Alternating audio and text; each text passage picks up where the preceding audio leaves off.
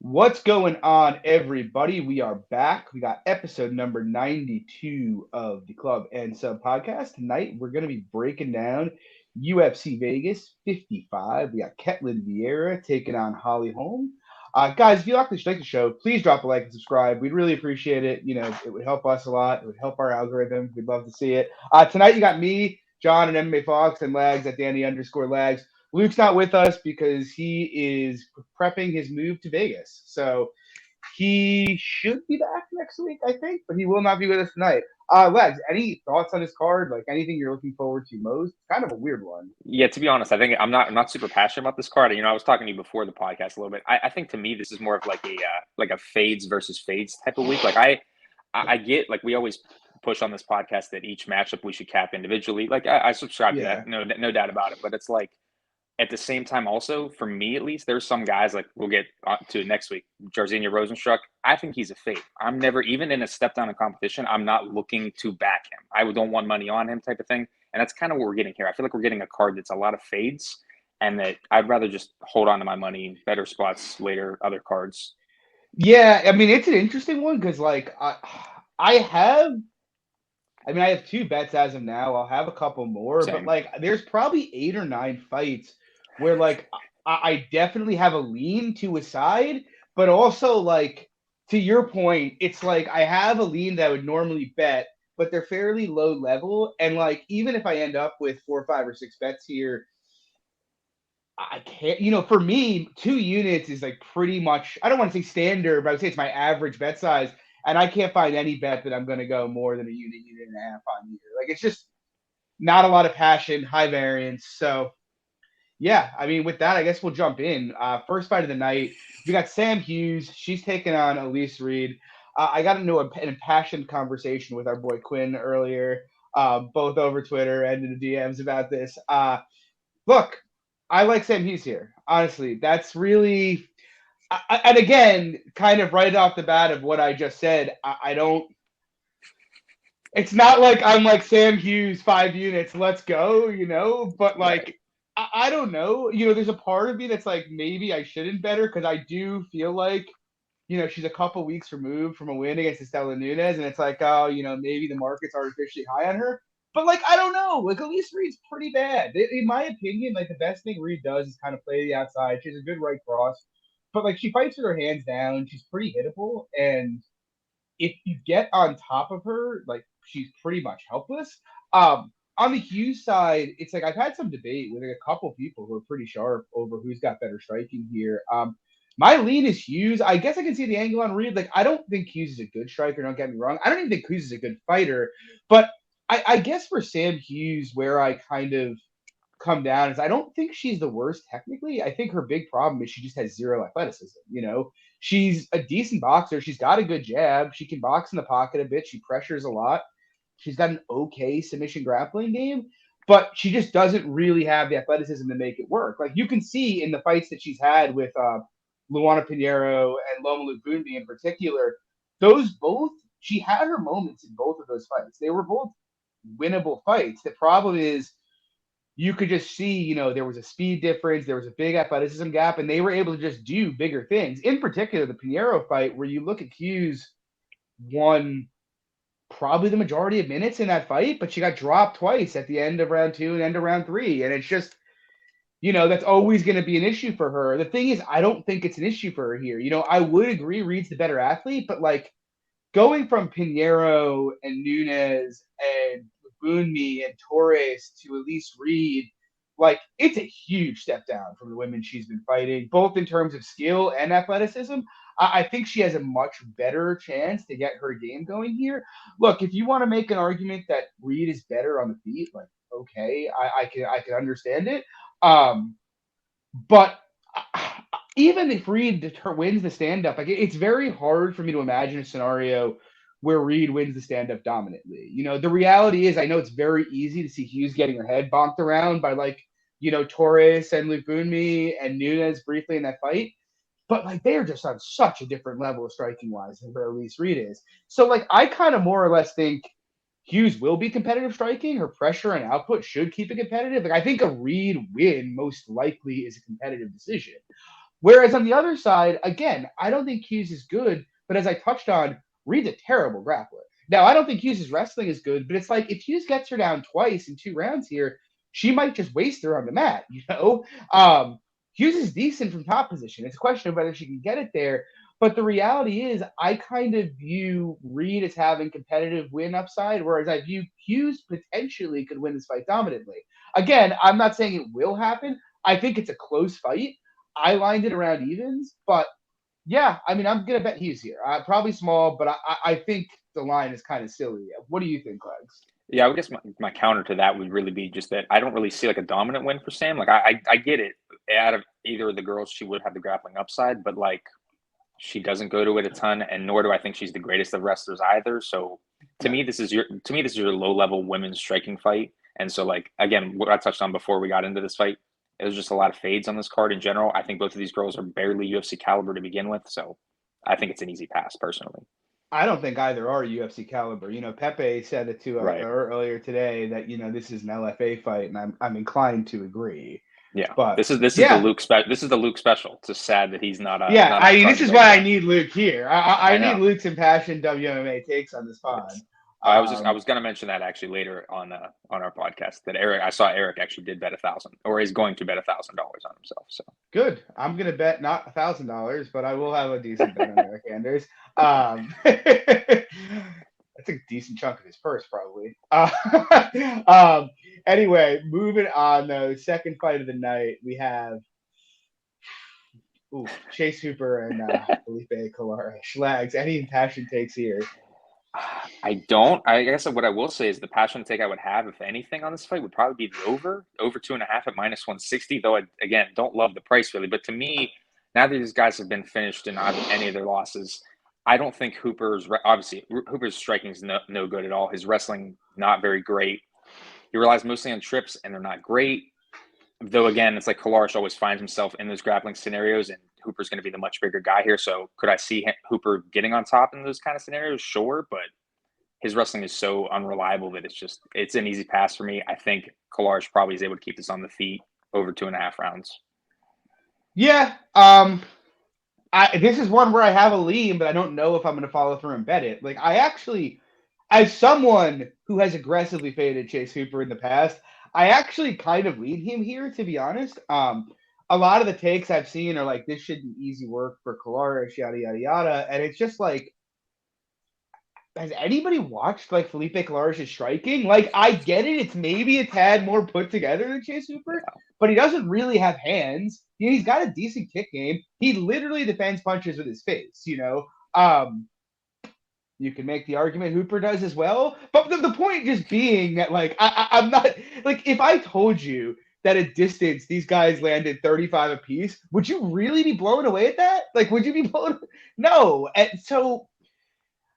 and there's another thing that's like in my head. It's like Hooper's 22 years old, right? He's a young kid. I do have doubts that he has the athleticism to fight in the UFC long term, but the reality is even if that is the case, at 22, you'd be expecting fairly large improvements come every fight. Now, he's been with Wonder Boy now for a year and a half. I know some people have said Wonder Boy maybe not the guy you want to be training for Hooper style, which is possible that's true. But what I will say is I actually thought against Steve Peterson, his striking looked considerably improved, which is to say it was still garbage, but you would see him throw his second punch behind the first sometimes. His shots were coming down the pipe. And so I kind of think all the improvement upside here in the striking is on the Hooper side of things. And grappling, like, I get it. Colares, like, he's got a black belt. He took down Montel Jackson a couple times. He briefly took Luke Sanders back twice. But, like, that kind of leaves out all the other shit that happens to him in the grappling where it's like, he was easily getting reversed by Geraldo de Freitas, who's a solid grappler, but not an elite grappler. Most of the Luke Sanders fight, Luke was just bodying him in the clinch. He took him down a couple times in that fight. He makes a lot of positional mistakes, and you could argue so does Hooper. I think Hooper's grappling is a bit more unconventional and a bit more length reliant than Colares is. But I kind of think it's going to be a scrambly mess on the mat, to be honest. And I do think if one of them was to land big ground and pound, that's probably the best aspect of like Hooper's game is when he can get a dominant position, he lands it. So I don't know. It's like the reason I might not bet it is just like it's hard for me to like feel confident Chase Hooper winning a UFC fight against someone with 5 UFC fights with a pulse, but honestly. Right, exactly. But it's like it's noodle versus noodle. You know, this is the noodle Super Bowl here. Like it really is. Both of these guys firmly fall into that category. You know, and like I saw someone say, like, look how Peterson outscrambled Hooper. And it's like Peterson would beat the shit out of Felipe Colares. You know, so I don't know. I lead Hooper. My gut, the way I lined it, is -110 apiece, but I don't know. It's a high variance fight, and I'm not very confident in it, to be honest. I think that's what's interesting too, because I think wasn't Steven Peterson and Hooper close to like evens? Yeah, yeah. I think Peterson was -115 or so. Yeah. But Hooper's had some weird lines in his career, man. He was evens with the Shitty Tamer, -200 against Alex Caceres. Well, I bet him at Pick'em against Alex Caceres when that first opened.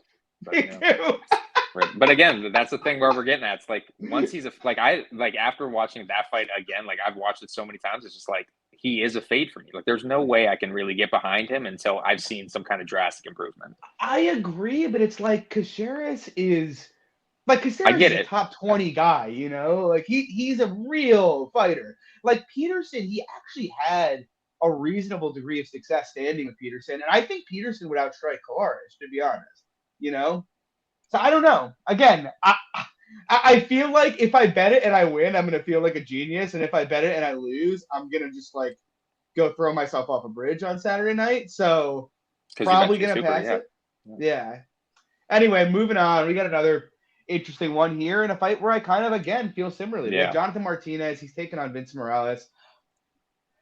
I could only bet the Morales side here, and it is my lean. I do think, you know, if you look at Jonathan Martinez's career, the guy has really struggled badly with like decent fighters. You know, he beat up Lavishvili, he beat up a washed Frankie Saenz, but like, man, the dude lost to Andre Sukumatop. I know that was years ago. He lost to Andre Ewell though by decision.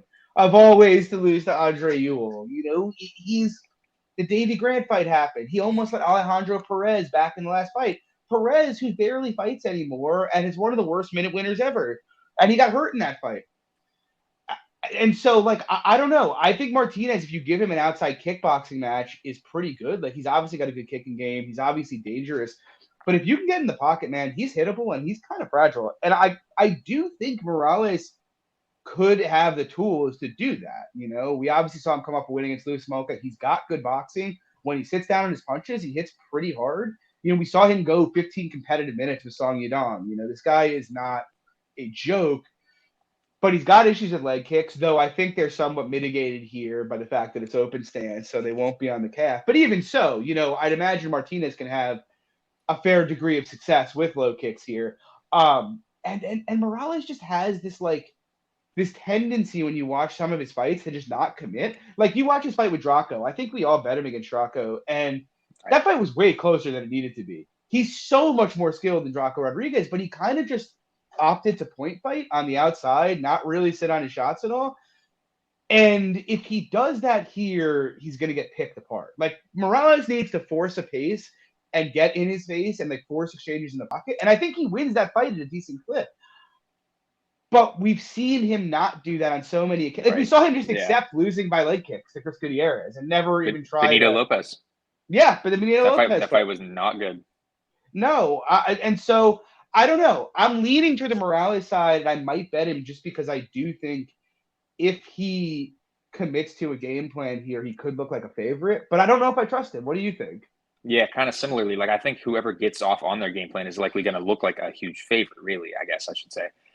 And yeah, I guess that's kind of where I come down to. Like, Martinez has really shitty boxing, and if Morales can get inside the pocket, he's probably going to be able to tee off, probably going to be able to clip him. But I could also see a scenario where Morales is stuck on the outside, Martinez is able to get his kicks off. So, like, I could see, I don't know. It's interesting to me. Like, again, hot take. I'm not looking to bet it like this, but I think you could structure it as like a Martinez decision and then Morales KO, because I kind of think that minute-wise, I think Martinez is going to have the higher volume. So if this goes 15, he's probably going to end up winning a decision. And you're probably getting plus money on both ways, obviously. Morales KO is like plus 500. So That's not awful. Honestly, though, I don't think the under is a horrible look either, because, like, if Morales does sit on the outside, he may just let Martinez get off a ton of attritional work on him, right? And eventually finish him. Yeah.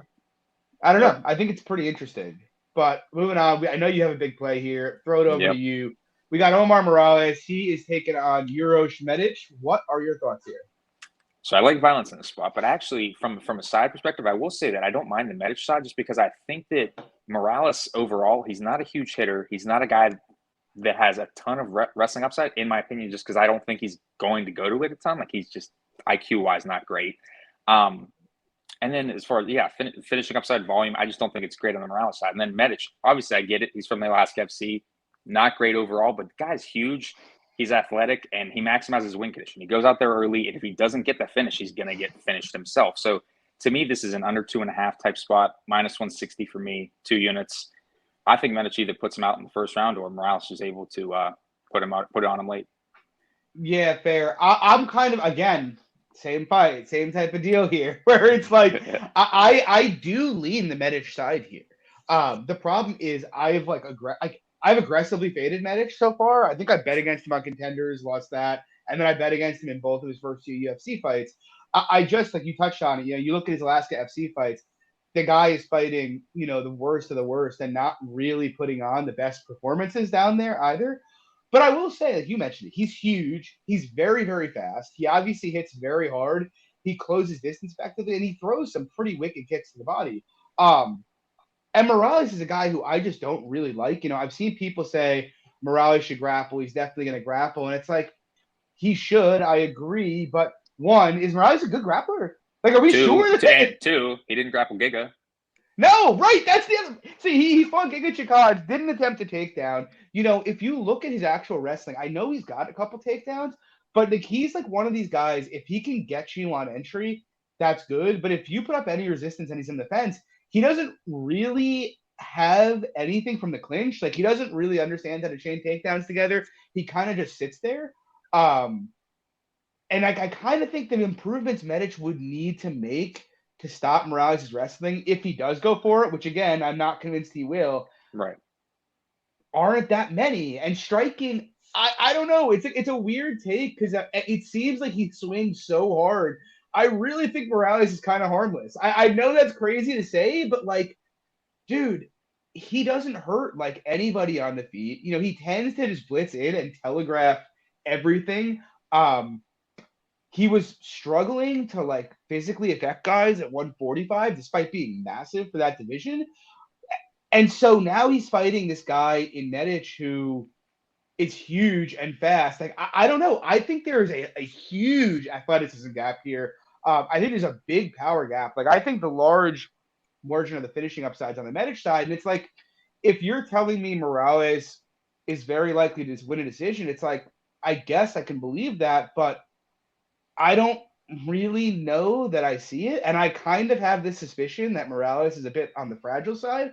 I lean Medic here. I do, like, as bad as the Turner fight looked. Look, we bet Turner in that fight. Turner is a fucking I bet the under there. Yeah, he's a 6'3" athletic marauder who throws fucking bombs and can grapple. And like that Morales is none of those things. Like, there are no comparisons between the two of them. So yeah, I lead Medic. I might bet him. I'm gonna feel really shitty if I bet him and he loses. And for what it's worth, our guy Luke is on the Morales side pretty heavy here, which is a shame that he couldn't be here to defend his boy. But yeah, I think Medic is the side personally. So I guess I will add to that too. So then, are you looking at the round 1 prop then too, or are you just looking at the money line? What is the round 1 prop? Because I want to say the round 1 prop was it 6-1. That's not terrible. I mean, maybe combine 1-2. I'm curious what the FanDuel 1-2 is on it. Yeah. So Medic KO is plus 250. It looks like round 1 is plus 450. Round 1 KO or round 1? No, so round 1 is plus 450. Round 1 KO looks like it's 7-1. I'd rather take the round one, I think. he does have a couple regional subs, and it's like a club. I don't think he'll club and sub him, but you never really know. And then they don't have the round 1, round 2 up. I mean, that's not really bad because like I actually think his KO line might not be long enough, even though it's not a huge number. Like I don't know. I have the suspicion he's going to hurt Morales a lot. Like that's. I could be way off, but I just have this gut feeling if it plays out at range, he's going to hurt Morales quite a bit in this fight. Yeah, that's not bad. That's honestly not a bad look. I might dabble. Bet the under with me too, John. I could do that, but that's a juicy under, and Medic is a dog. Fair enough. Could do both. I could do both. We got Parker Porter. He's taking on Jailton Almeida. Light the campfire. I put it out this week. I was kind of surprised at the kind of blowback I got on Twitter. Like it's kind of weird. I'm not at all surprised. It's Parker Porter. I didn't think Almeida had built up his Kamzat like aura yet, but apparently he has. Like there are people coming out of the woodwork to be like, this dude's a future champion. Like how can you say that? Like look who Parker Porter's beating, and it's like. I get it. He's looked good. Like I'm not gonna come over here and be like Almeida's utter shit. He's a fraud. Fade him, But at least with Kamzat, it was like 3 straight victories inside of like 2.5 minutes where he allowed 1 strike. It's like with Almeida, the guy was a relative unknown who nobody had heard of going into Contender Series. He was plus 200 on Contender Series, and then he won a round against the guy that was plus 250 against Mike Rodriguez and plus 200 against Kenisi Bergimo. And now he's like a future champion, and that's it. And on some level, I get it. Look, the market tends to overreact to quick finishes, especially guys who look good doing it. Obviously, Almeida is a specimen. The guy looks like he was built in a fucking lab, no doubt. I have liked, the entries I've seen from him when he's gone in. Obviously, he's pretty dominant from top position. Where I run into questions is, first of all, the guy's barely won any fights outside of round 1. You look at it and, he beat Nasruddinov on Contenders in round 2, but he's barely gotten outside of it. There's very little tape on it. There's literally 11 minutes of total tape you can find on Almeida, which is a concern to me because you look at the records of some of the guys he's been beating and they're like me, you, and Luke, honestly. Like that those are the guys that he's been fighting. He's gone to 1 decision in his career, and he lost it and it was at 185 pounds. And he lost it to a guy by the name of Bruno Assis, who is an LFA and who is not a very good fighter. He's a decent fighter, but for a regional fighter, but he's not, some serious UFC threat. I can't find the fight. And by the way, guys, if anybody has the tape, please DM it to me because I probably spent an hour looking for it the other night, trying to go down a rabbit hole on Google. Could not find it. But that's a pretty big red flag. On top of which, you look at the Nasruddinov fight and, his first shot or second shot of the fight, he comes in too low, ends up getting, an underhook caught and ends up on bottom. Now he won the fight. I don't want to take too much away from him, but we don't really know what his wrestling looks like. If someone defends the initial entry, can he chain a takedown to a single? Can he work up to a body lock and work from there? I'm not really sure. What's his cardio look like? I don't really know. Sean mentioned it to me earlier in the week, and I kind of agree. He is one of these guys who looks pretty lactic, and by that I mean the guy, he is built like a god, but he is so muscle strapped, and he fights at such a hard pace. It's kind of hard to believe that he could maintain that pace past, 5 to 7 minutes. So I don't really know how much I trust his cardio. The couple times I've seen him get hit, I haven't really loved the way he's reacted to shots. But again, there's almost no data on his striking. And now he's facing Parker Porter, who, look, I faded Parker Porter in his first UFC fight. I don't think Parker Porter is special, but what I do think is, first of all, Parker Porter for heavyweight is actually a reasonable athlete for a guy that's as morbidly obese as he is. He keeps a very high pace, You can say what you want about him, but the guy throws strikes at, I think he throws strikes at a higher pace than anybody else in heavyweight. It looks like, and this is another part of it that makes it weird because I watched pretty much all of the Porter tape. There's no tape of him defensive grappling, but he's a pretty decent offensive grappler. So I don't know how much we can extrapolate from that, Could he be a decent defensive grappler? It's very possible based on what I've seen. But I don't know. But what I do know is Parker Porter's 265 pounds. Jailton Almeida used to fight at 185. He fought Bruno Assis when he lost at 185 pounds. His last two fights, he weighed in at 203, which means you're not coming in 3 pounds under the light heavyweight limit, if you're walking around at 230. You're just that's not you're not cutting 3 pounds more than you need to be cutting. I can promise you that. So what's he going to look like on the scale? Is he going to be 215 or 210 like Nick Maximov was in his Contender Series fight? On top of which, that's a pretty decent point of reference. Nick Maximov on Contenders fought at 210, and you look at that fight, and he was much better than the fighter that he was taking on. But every time he would enter, he'd end up with the dude basically just being able to sprawl onto his back, and he couldn't do anything from it. You know why? He was fucking huge. He's huge. Yeah, it's not easy to lift a dude who's 50 pounds heavier than you, who's on top of you. And so it's like, well, what happens if Jailton Almeida ends up in that situation? Or what happens if he comes in too low here and ends up with Porter on top of him? I'm sure he's got a good bottom game, but if he's got a 265-pound fat guy on top of him throwing ground and pound, what happens? I don't really know.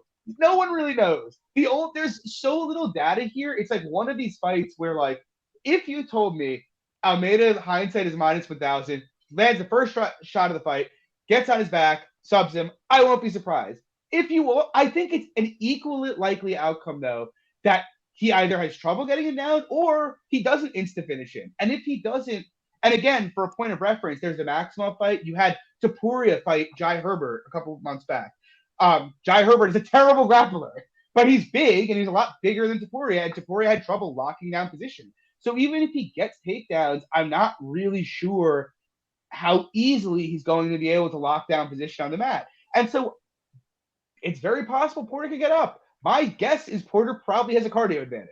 That's my guess. I'm not sure. But with all of those unknowns, look, one of these guys has 4 UFC fights.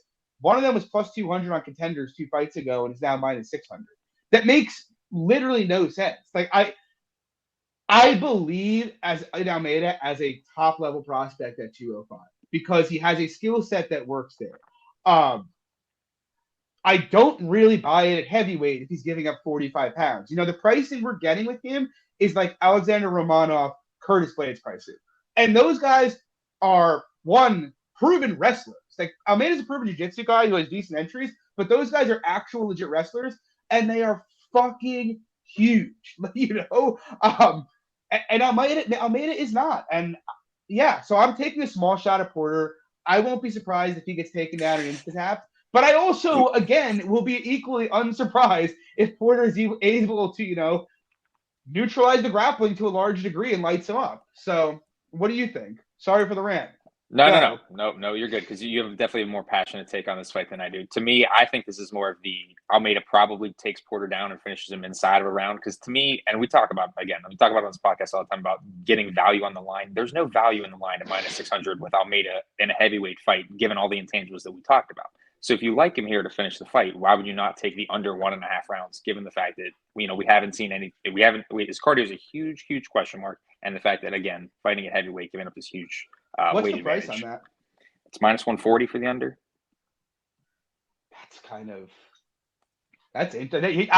You're right. That's interesting, and it kind of. I told you about that earlier in the week because I was like, listen, if he's likely, if what we think is going to happen, what you touched on, it's 50-50 whether or not he kills him or he doesn't kill him. But I think more often than not, he's an athletic specimen. The funny thing and to me, it kind of covers you if Porter stops a takedown and chin checks him. It does. And I know people are going to say Porter doesn't KO people, but heavyweight power is a bit different than what Jailton Almeida is seeing. To me, when I was going through the tape, the funny reference I always got back to is I was thinking Almeida is more of like LeBron, and you have he scored 25 points, and you need that 26.5. You have that 26.5, and Porter's that guy sharping him on Instagram saying, "Oh, fuck you, LeBron. How did you get that other 1.5" type shit, just based off of athleticism. But yeah, no, I think under 1.5 if you like the Almeida side for sure. Do you like the Almeida side? Well, I will say this. I lean the It's like obviously we're sitting minus 600. That's bad shit crazy. The reason why I wouldn't play the under 1.5 is just because I think that weight is really, really interesting. I would have to see the scales, to be completely honest. Okay, fair. Fair. We'll see what happens. I am curious to see. It's going to be hilarious looking at them next to each other. Like, honestly, Jailton Almeida is literally what I imagine, like, a Greek god, like, looking like in the flesh. You know? Like, yeah, no, I'm saying, like it's that guy like the tweets. Oh man, I could have made that kick. I could have made that game-winning kick. It's Parker Porter. Anyway, moving on. Fuck, Yep. we have a fight here. Hey, the Heats just keep on coming. We got Joseph Uglyman Holmes. He's taking on Alen Amedovski. Lags, what do you think? I have another violence take here. Yeah, I like the fight doesn't start round 3 minus 150 here. I know there's a ton of unknowns on the Amedovski side, but like the guy's got big power for about a round, and to me, I think he's got all the tools here to put out Holmes in that first round. And obviously, he's coming off a huge layoff, but that's a ton of unknowns for improvements and whatnot. And on the Holmes side, the guy's super hittable, so obviously, I think he could get knocked out in that first round. But if not, I think he could end up mounting Amedovski and finishing him on the mat, TKO, or finding a rear naked choke. So to me, I think this fight, 10 minutes of violence, I think somebody gets finished. I agree with you. It's another one where it's like, if I was betting aside, Amedovski's a very clear side to me, like very clear. I went on, if you want to go back to our first show of the year, a rant about how bad Joseph Holmes is, and he is tragic, man. Like, and yeah, you guys all cashed on Jamie Pickett. Yeah, and this is a guy, which, by the way, was an uglier cash than it needed to be, which I think speaks more about Jamie Pickett than it does Joseph Holmes. But like he's a guy who, if you did a wiki cap on him, you'd be like, oh man, this is like a serious submission grappler. But then you actually watch the tape and you're like, oh my god, not only is his jiu-jitsu shit, his wrestling is too. He's just like really long and goes for a lot of chokes. I don't think he has much power. I don't think he's much of a striker. We saw him cardio death about 6 minutes in against Pickett in a fight that was very low pace. There was not a lot happening in that fight. What I will say is, I think that fight was on short notice. Well, it might have been, if I'm not mistaken. Yeah. But it was horrible look either way. Yeah, short notice or not, if you're training full time as he is, you shouldn't be gassing 6 minutes into a fight. A fight at that pace. They were basically staring at each other for a round. But Amedovski, like you touched on it, like what is Amedovski? The guy came into the UFC with like a weird amount of hype, fought Krzysztof Jotko, got laid on for 15 minutes. I can't put any stock into that fight in regards to this one. Yeah. So yeah, it was Pickett and Caio Bahaio. It was supposed to be that fight. Oh, you're right. That's right. I can't put any stock in the Jotko fight though, because Jotko would be like minus 500 against Holmes, literally. So and then it's like he fought John Phillips, and again, a loss to John Phillips is a bad loss. But Amedovski came out and decided to swing with him, and John Phillips hits like a Mack truck. It's the one thing he does well, and he got clipped 14 seconds into the fight. So again, it's like I don't think I can put much stock in that either. And so, what is Amedovski? He's training at King's MMA. It's a great gym. He's got a lot of good training partners out there. He hasn't fought in 2 years. We know he carries power. We know Holmes carries some degree of power as well. We know both guys are very hittable. I know Jotko laid on Amedovski, but again, like I can't even correlate the two, him and Holmes. Like they're not even comparable fighters in any way. And so, like I don't really think Holmes having huge grappling success is a very likely outcome. I could be wrong, but I just don't personally, from what I've seen from Holmes, I actually think if you look at Amedovski's regional tape, they're probably about a similar level grappling wise. And so I kind of think they're going to just swing a bit. The problem is like you said, I think Amedovski's probably toast after a round here, and Holmes may have bad cardio, but I think he's got more athletic gifts than Amedovski does. So I don't know. I'm leaning towards Amedovski's side. I might bet it, but there's just so many missing data points on Amedovski. It's like he had a fight with Jotko, a 14-second fight, and then other than that, he's fought nothing but bums. So I don't know if he's UFC level. I don't even know if he's a lower level than Holmes. It's almost impossible for me to know that. So right.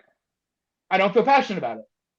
He's my lead. I can only bet his side, but Honor and upward.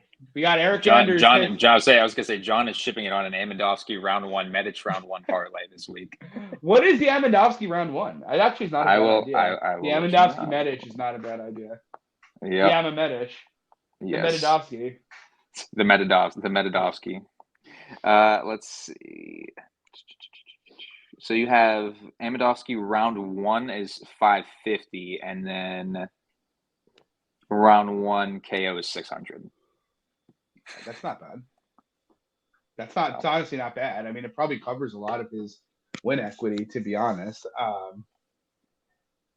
There's a lot of I might to say that it probably is value. Yeah. 5 units, Amedovski round one. Plus moving on, though. We got Eric Anders. He's taking on Jin Young Park. Probably my most passionate take of the night. And again, it's not that passionate. But I like Eric Anders here. I bet Eric Anders here. I've largely been a Park fan. You know, I bet him pretty big against Stefan. I think he does some good things. You know, he's a good boxer. He's an okay grappler. He has good footwork, better footwork than Anders, that's for sure. And on the other side, you have Anders, who's more, I would say, an athlete than anything else. Like, I don't think Anders is unskilled, but like on the feet, you know, he has boxing success with everybody. The problem is he just doesn't let his hands go. And then in the grappling, he's actually a decent grappler. But again, he tends to wrestle against guys who are good grapplers and not guys he can wrestle. Though, what I will say is I kind of think he's been grappling a bit more lately, and he did in the Stewart fights. You saw him get a lot of top time there. He's at a better gym now and fight ready. I can't put a lot of stock in the Muniz fight. You know, that fucker, I might just give up fading him. He seems to catch everybody in an armbar, so whatever. But I kind of think with relation to this fight, look, if it stays on the feet at distance for 15 minutes, I mean, Park should pick him apart. I do think that's the most likely outcome. But also, I don't know. You know, it's like Anders has, I think, more KO equity by a lot here. You know, if someone's going to get knocked out, I think it's far more likely to be Anders knocking him out. Yeah. If Park kind of gets lulled into a low volume outside match that ends up being closer than should, it wouldn't shock me. And in the grappling, I actually think Anders has a decent amount of upside here. You know, I think people overrate Park's grappling because of the John Phillips fight, but like pretty much everybody that wrestles John Phillips has that degree of success. And I'm pretty convinced, I mentioned he's a better athlete, Anders is. He's stronger. And I'm pretty convinced he's a better grappler as well. You know, I think, and like if you look back at the Anthony Hernandez Jin Young Park fight, you saw Hernandez taken down pretty much his will. Now, look, Hernandez is a better wrestler than Anders is. Don't get me wrong.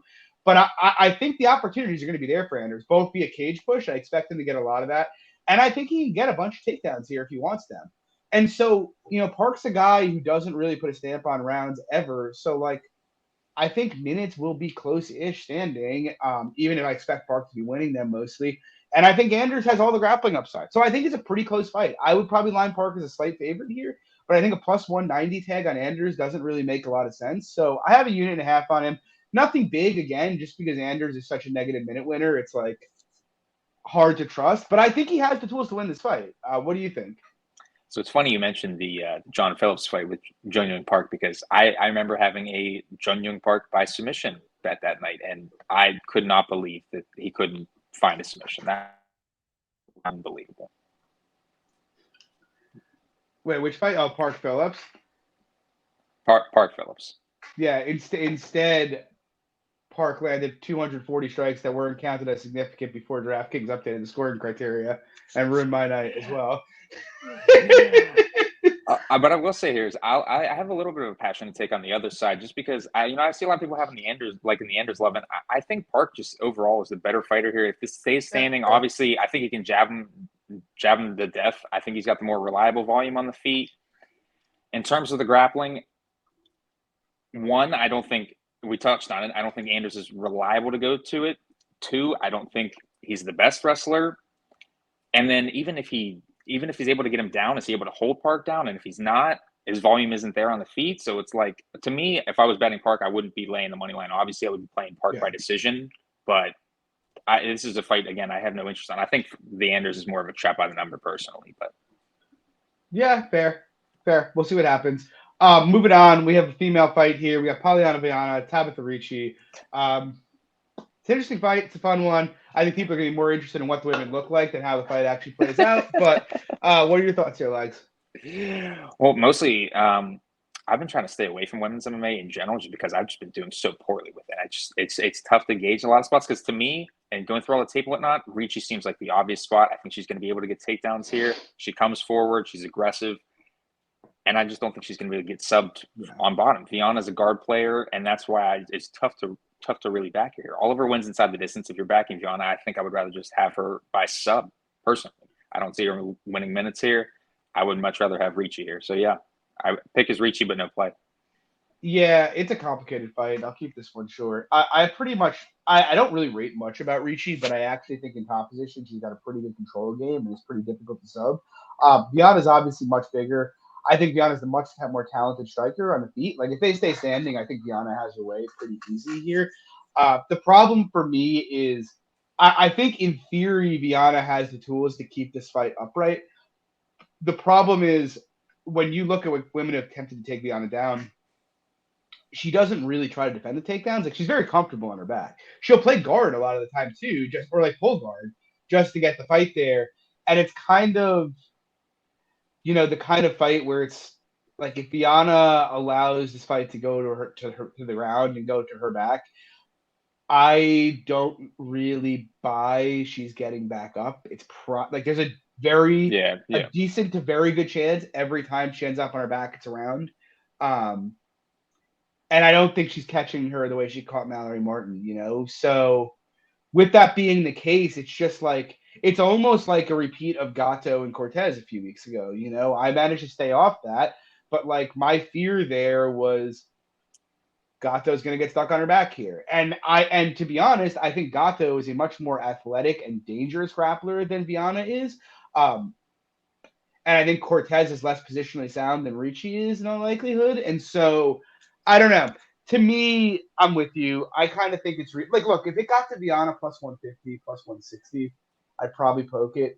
But I can't feel passionately about her down here. I'd probably play Ricci over anything else. But I'm with you. It's the kind of fight that's a landmine. I don't really want any part of it. Moving on, we got Chidi and Njokuani. He's taking on Dusko Todorovic.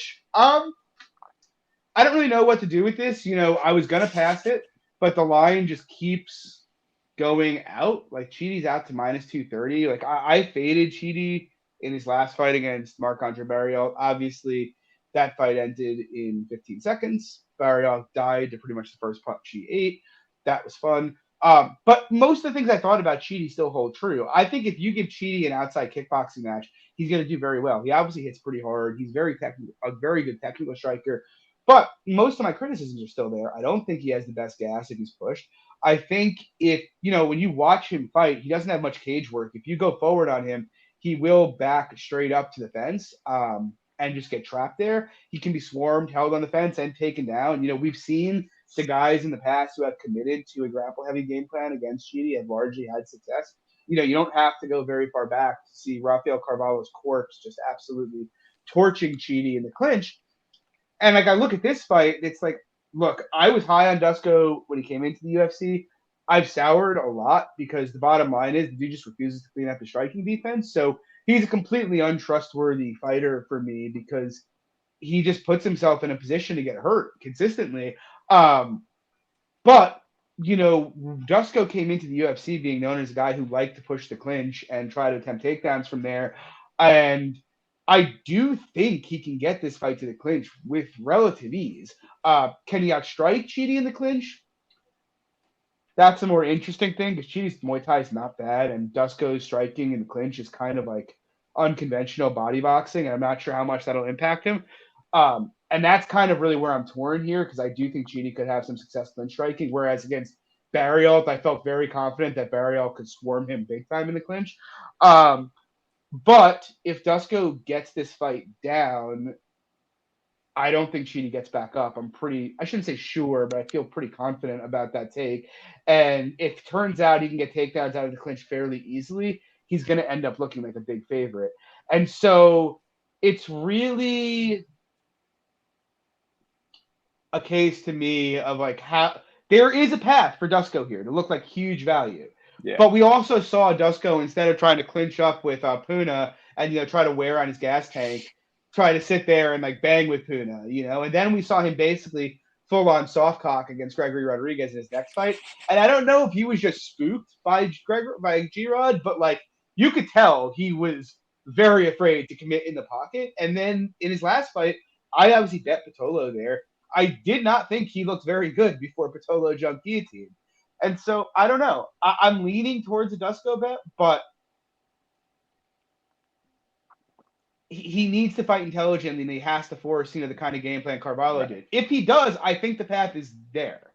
But if he stays at range, he's getting killed. What do you think, Legs? This reminds me, like, how you just broke it down there, and this is kind of how I think of it, too. I think this is very similar to the Martinez-Morales fight earlier in the card. Yeah. That's a great point. And because it's like, yeah, the dog, there's a path for the dog, but there's also, I could see a clear path for the favorite here, too. So it's like. And the dogs were liable to sometimes fight like an idiot. Yes. And we've seen them fight like idiots multiple times. Yeah. So and like there's a clear track record. So yeah, again, it's one to me. Well, first of all, we'll call a spade. A lot of people got lucky last time around. Marc-Andre Barriault, that fight gets extended. He wins 7-8 times out of 10 there. But yeah, I guess that's kind of the thing here. I see Dusko get into the clinch here if he doesn't get his head taken off. I think Dusko could make this a competitive fight, really. But yeah, this isn't where I'm looking to fade Chidi, I guess I should say. I might. It's almost that's like fair. I feel like, although what drives me nuts? Like I talk so much about taking a market-based perspective to it, but it's like I sold my Dusko stocks off a loss, not the time to sell, and now I'm rebuying. If I'm rebuying off a win, like that's not that. See, that's to me, fun. And I'm not hating on you because the market stock, because you're doing great, obviously, but like for me and like in this kind of spot, like I backed Barriault as a pick'em. He's a durable guy. Obviously, the fight ended quickly, but durable guy. I know could push the pace, get to the clinch, and whatnot. And the fight ended kind of how it is. Like I would rather have like that. That was a perfect skill set for it to happen. It's just the fight didn't play out as it was. So no, I'm with you 100%. Like I would make the Barriault bet again. Like right. And like I'm not saying Chidi bets were bad at all. I'm just saying I feel like we didn't even get to see our read be right, and my read of that fight. And I think you're saying the same thing, is largely unchanged based on the result of that fight, Right. So I'm with you here. And I think Dusko can do that, but it is Dusko. Anyway, on to bigger and better things. More fun fight here. We got Santiago Ponzinibio. He is trying to make one last run here. I don't know if he's got the gas. He's taking on Michel Pereira, who brings the gas for a round and a half. What do you think?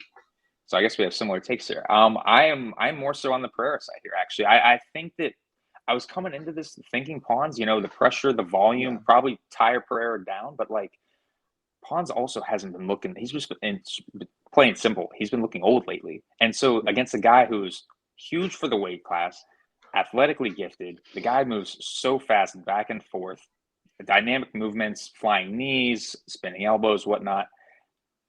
To me, I feel like Pereira is going to keep this a fairly low volume. Like I feel like he's going to be able to limit the volume, or if Pons is trying to get the volume off, I just don't think he's going to get it off free. I think this is a close fight that ends up going the distance personally, and I could see Pereira hurting Pons on multiple occasions. Yeah, fair. I mean, I've done well on Pons fights over the years. Obviously, I bet Lee against him in his return. I bet him huge against Baeza. But the funny thing is, the Baeza fight briefly seemed like a great look because Baeza was viewed as like a very high octane prospect, and that has rapidly that age has rapidly declined, and like if you rewatch that fight, he had, knowing what we know about Baeza now too, some of the issues he had early in that fight are really hard to believe, given it is Ponzinibio. Like he's very clearly not the guy he was. Like even his last fight with Jeff Neal, like I know it's Jeff Neal, but again, another guy who Jeff Neal has not been the same guy since he got sick. It's just the reality. And that fight, he seems so wooden. Like his pressure isn't as effective as it used to be. Yeah. Like go watch his fights with Magny and then his fights with like Neal and Baeza, and it's just such a different guy. Sorry if you biting my face. I think I found something. No, you're good. You're good. But, it's just such a different guy, The leg kicks don't seem to have as much force as they used to be. He's not throwing them as often. you can see he struggled. His jab is still pretty good, but he struggles to set up combinations in a way he didn't used to. And now he has Pereira on the other side. And like Pereira, I have like mixed feelings about because I feel like I was higher on Pereira before the market got high on Pereira, but there are some things that bother me. Like I bet him huge against Chaos Williams, and that I still don't understand how that fight was as close as it was. How we sweat the shit out of that fight, I thought he had fixed the cardio issues, and then he almost suffers cardiac arrest in round 3 against Nico Price. Obviously, the first round against Andre Fiallo is tailor-made for what Pereira wants to do, and somehow he had issues there. That worries me. But at the same time, you do have to give Pereira credit where it's due. He's a very hard guy to hit. He fights on the back foot very well. He's extremely difficult to track down. He does a masterful job of limiting exchanges. And look, he's a great athlete. He's obviously very fast. He hits very hard. He can grapple. The big question is the gas tank really. In regard to this fight, I think Pereira's movement probably gives him an edge here against Ponzinibio. Like I just don't think Pons can cut the cage in quite the way he used to, and I think Pereira has likely more dominant win upside. Like I could see Pereira hurting Pons a lot when they do exchange, whereas I don't know how much Pons will hurt him with his legs. But at the same time, and this is why I have an interest in this fight, like Pons throws leg kicks, and Pereira is the kind of guy who, like, my suspicion is if he had to sit down in the pocket and trade with Pons, everything would go to shit. Like I'm not saying he would necessarily lose, but I think any edge he might have in the fight is now gone. And like a technical boxing match in the pocket probably favors Ponzinibio. And so it's like, can he check kicks? Well, he didn't do it that much against Chaos Williams, but Williams does not throw kicks the way Pons does. And so that variable makes it very, very hard for me to get on Pereira at the number here. Like if he was at like plus 150, I think I would take the bait. But around evens, minus 120, I don't know. It's like, because you're sitting there with your minus 120 feeling great for 2.5 minutes till he eats his 7th leg kick, and suddenly the guy's biting down, and now we're 9 minutes into the fight, and Pereira is running for his life on one leg, gassed the fuck out. I don't know. I'm with you. I'm totally with you. I was hoping to bet the over, to be honest. I thought people would be like, oh, violence, bet it. But they have not. So hear me out. A hot take. I don't think I'm actually going to end up betting this. And I mentioned it to Log earlier today. Point deduction. Plus 2,000 here. Because you got the leg kicks on both sides here. You got Pons' eye pokey. And Pons' eye pokey. Exactly. It's on the table. What's the number? They're all, I think, on DraftKings, I think for every single fight, they have plus 2,000. And Pereira is always very live to do something really stupid. Dumb shit. Yeah. Like Diego Sanchez, fucker. Or like the Nico Price fight where he literally did a spinning, like a backflip onto him. And What a fight that was. That was a great fight. I mean, it ended up devolving into insanity late in that fight. But I know a lot of people there. It's like a lot of people like Price there because he's just going to come forward, throw big strikes too. I bet the over. Damn. Anyway, moving on. We got a main event that, I mean, the co-main. The co-main event. Yeah, the co-main is the main. Yeah, I was just gonna say that. Yeah. I guess I'll keep it short. I literally, before I went in to tape this and did any research, was like pretty sure I would lay the chalk on Holly just because Holly's a tough girl to grapple. We just saw Ketlin Vieira go life and death standing with Miesha Tate. I really can't imagine she wins the striking cleanly with Holly Holm here, and I have a somewhat difficult time imagining, if everything's equal, her winning or her having massive grappling success.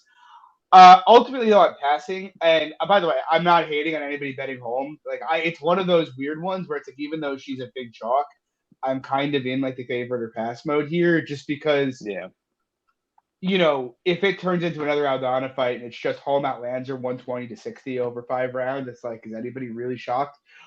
For me, though, look, Holly's 41. She hasn't fought in 2 years. Like, it is, she is getting up there. And, I was chatting with Gugabe about this the other day, but it's like,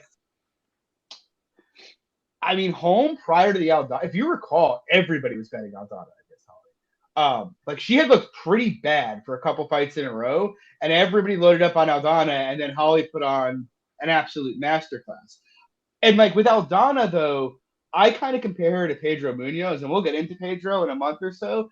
But I kind of, and I say that in that like Aldana, when she's doing well, looks very good, but she has no defense, and anybody that can kind of move laterally tends to have like their best offensive performance ever against her, and that's what you saw from Holm. I don't think she'll have as much success here as she did there. I think the chances of Vieira making improvements or Holm suddenly going off a cliff at her age are very live. In particular, Holm going off a cliff. And it's also like at the end of the day, Holm tends to be a low output striker. I would say her finishing upside here is fairly low. And so minus 250 on somebody who averages 3.5 strikes a minute and probably won't finish is 41 and coming off a 2-year layoff against a tank like Ketlin. Not really something I'm interested in. I'd honestly be more interested in seeing if Ketlin gets off to a decent start and see if you can get out of it and like get on Holly live and if Ketlin wins a round or two, you know. But it's a pass for me. I lean Holly, but no strong conviction. What about you, Lex? So it sounds like I got a bet for you then. I don't have a bet on this fight, but I think that in terms of like I guess I should say the prop number itself, I think it's roughly accurate, but maybe you could get a little value on it. But Holly 4-5 decisions minus 145.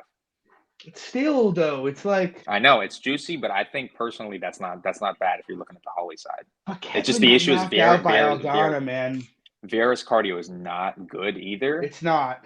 It's one of those weird fights that I think again like what you touched on. I think laying the juice isn't bad just because I think Holly is elite personally, and I just it's tough for me. It's tough for me unless I see that skilled fighter fall off a cliff. It's tough for me to just say yeah she's going to. Yeah, no, so, I agree, and that's why I'm saying. And that doesn't mean I'm not just saying oh parlay her because she hasn't fallen off a cliff yet, but it's like. I'm not saying it's not value at where the current number's at. I mean, her striking is miles ahead of Ketlin. It's like that. It's just they're operating on different planes, and like, I mean, I guess Ketlin could take her down and hold her there, but I'm not really.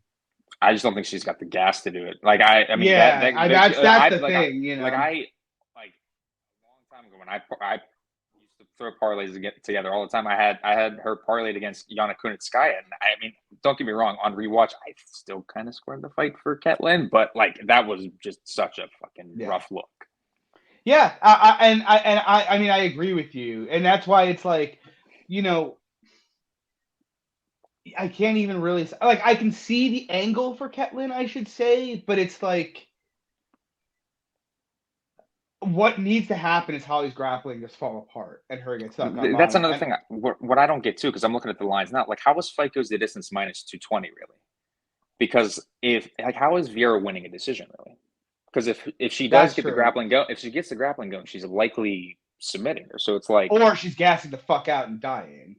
Yeah, you know, I honestly like taking a crack at the under is really not the craziest thing ever, to be honest. Like, I mean, Ketlin throws pretty heavy, you know. I mean, she does throw heavy, and Holly throws. I mean, look, we've seen Holly finish some women standing before, and we've seen Ketlin. Yeah, it's not the worst look ever, honestly. Minus 220 is kind of crazy to go this distance, but yeah.